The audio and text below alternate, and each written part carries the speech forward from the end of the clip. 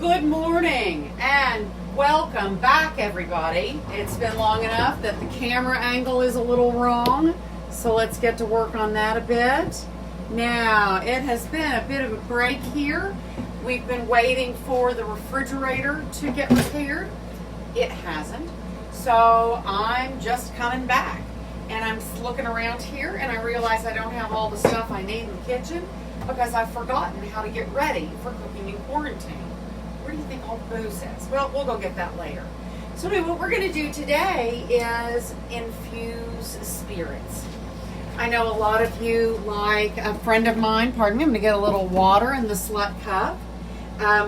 One of my besties loves Stoli raspberry and soda, right? We do all kinds of great things with flavors and cocktails. And so what I'm going to do today, it's funny, the best laid plans of mice and men, originally what I had intended to do was do pomegranates and gin, do citrus vodka, and pineapple and rum. Well, I'm going to do the pineapple, ginger, and rum, but I couldn't find a ripe pineapple anywhere in my zip code, so I had to buy the chunks. I can't remember the last time that I didn't see a container of pomegranate seeds just sitting there. So I can't find pomegranates or pomegranate seeds anywhere to do my gin and pomegranates. So I thought, okay, I have a drink that I want to make that needs lavender. So let me go get some lavender. No dried lavender. The farmer's market isn't open today. Let's see, what else? So anyway, best laid plans. Maybe I heard somebody say something about pomegranate seeds somewhere. I might be able to, after the hurricane, go get some pomegranate seeds somewhere. So anyway, if you are anywhere north of DC, you could be experiencing some Hurricane Yazias this morning. I'm going to step in the next room and see where I've left all the booze. Let's see. Hello, booze. And yes, it's looking very bad in Asbury Park, so I'm going to assume that the birthday girl Jody Daly is having a very, very fine time. So, pineapple. I literally couldn't find a ripe one, so I had to buy cubes. What I really wanted to do was find myself a whole pineapple and then core it and put spears in my, as my friend Tracy would say, grab your balls, it's cannon time. So I grab your bowl jars.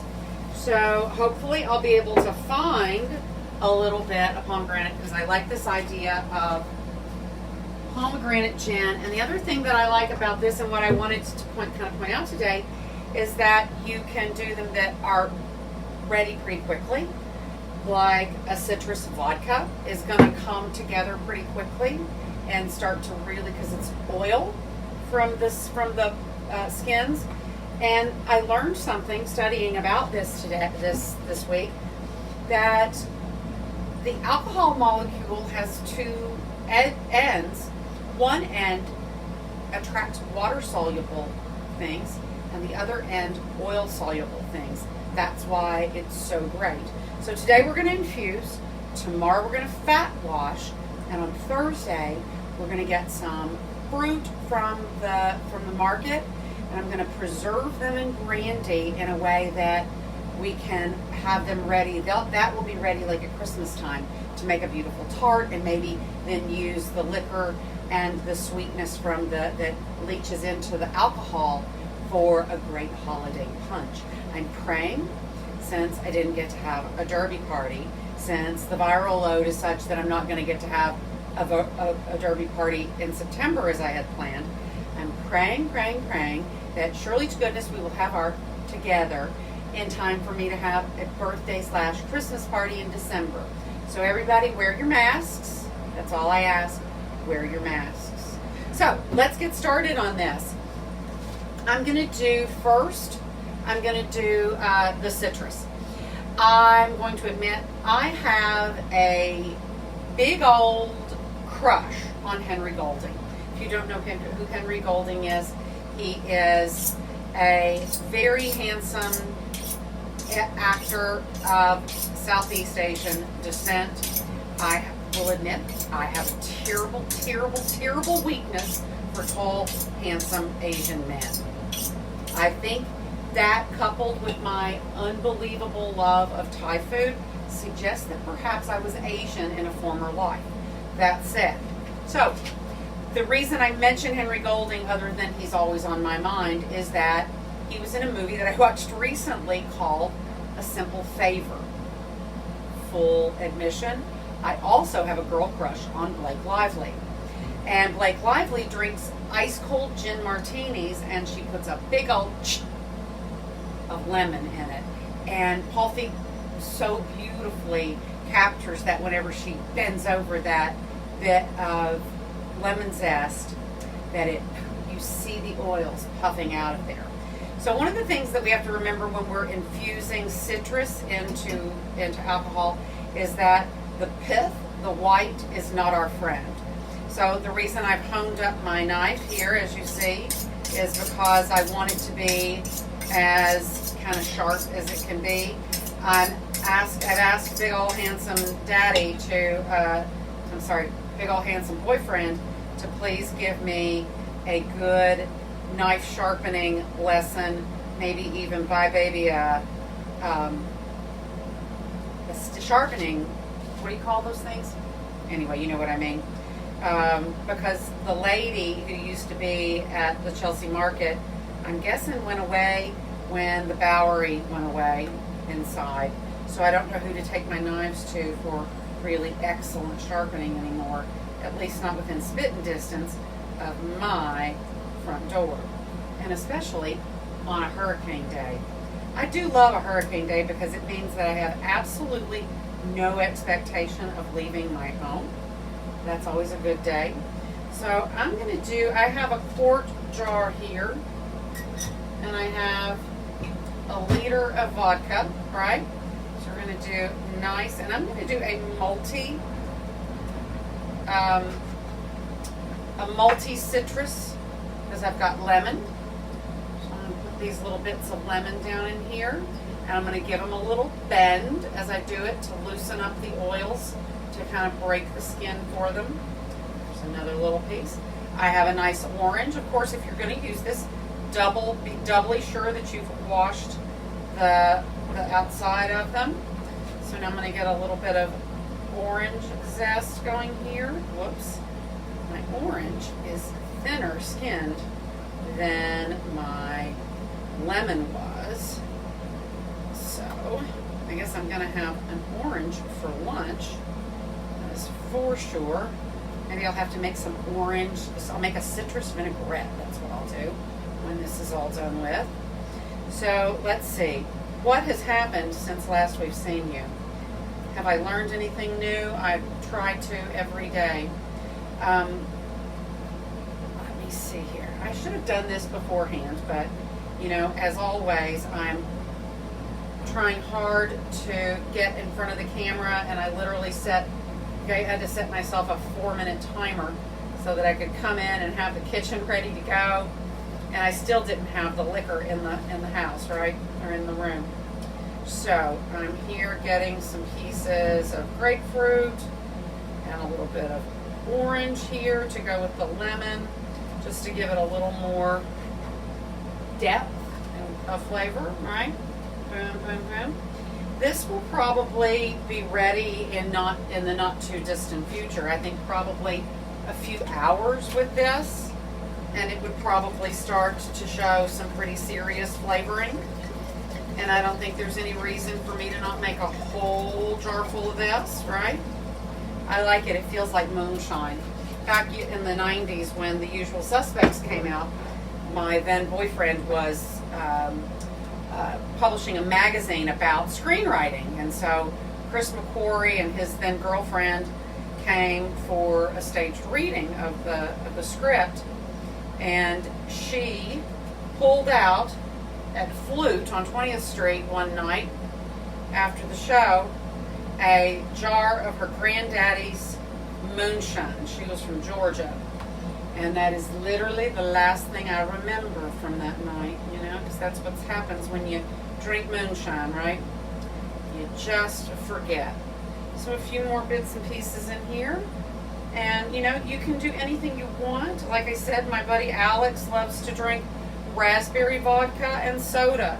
So there's absolutely no reason to not throw a pint of raspberries. Or if you've got any fruit that's on the edge, clean it really well, pick through it, pop them in, throw a top on it, let it sit for a few days or weeks, even months, and you're going to have some nice flavored stuff.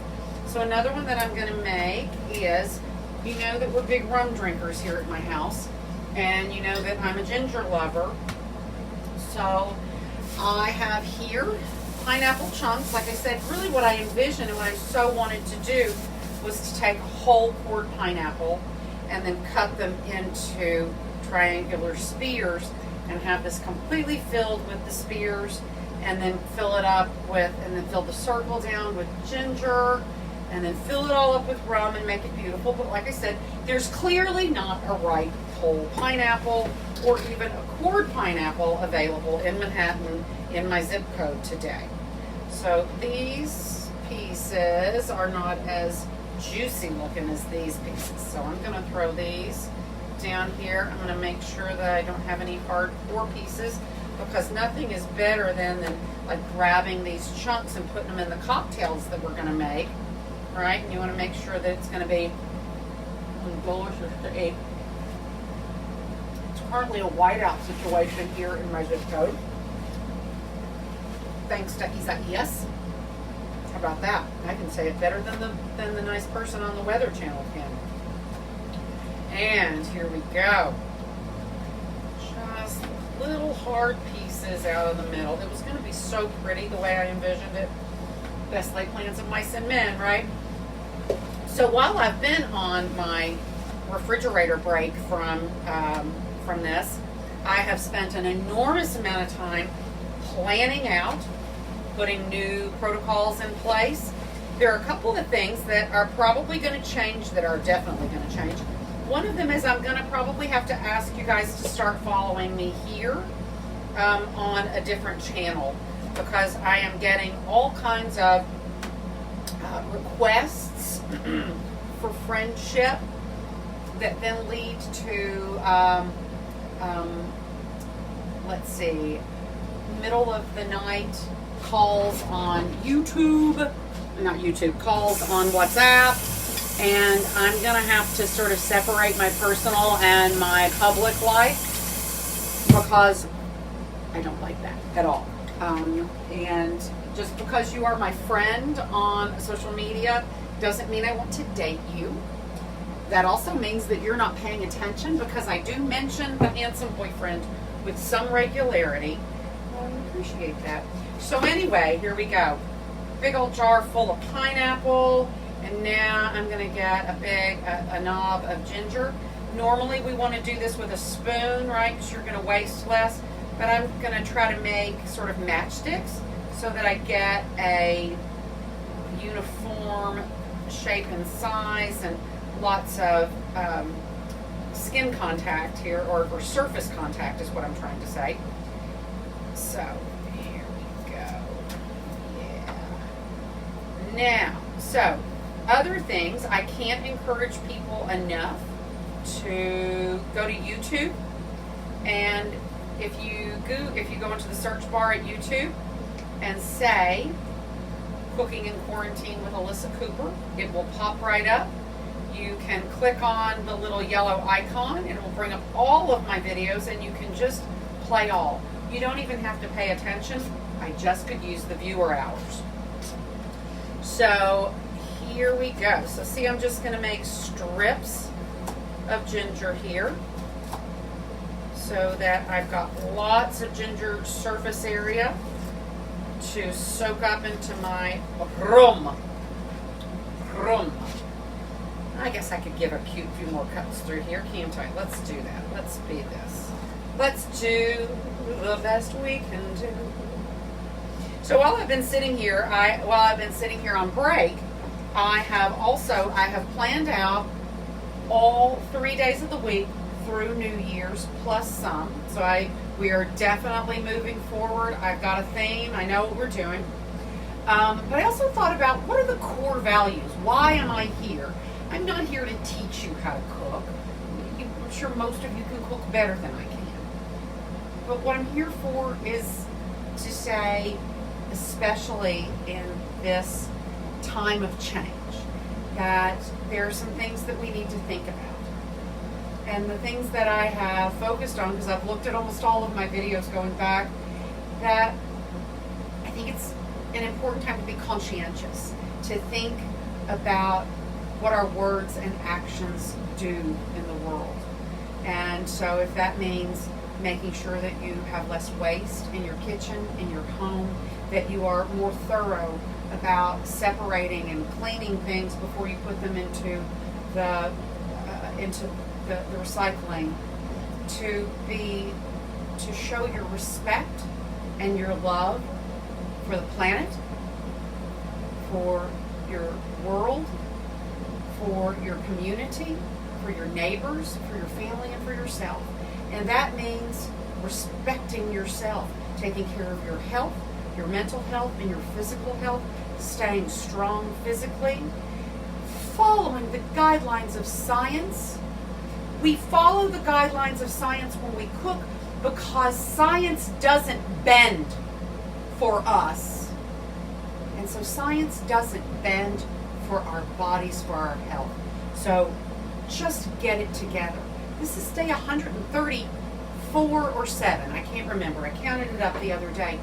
Almost 140 days I've been here with fewer than 10 people to communicate with. Get it together, people. We could have been done with this, but now we'll be here this time next year. So, and as I read, we called, a 15% drop in GDP the Great Depression. What do we call 33% down? If you want the economy to restart, wear a effing mask, motherfuckers. So, sorry.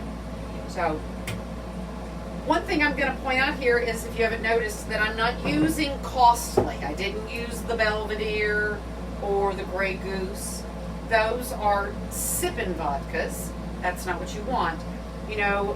But Smirnoff has won the blind taste test year after year after year after year after year, even among the very top vodkas. What you want here in these situations is something that is clean. I choose Smirnoff, clean, right?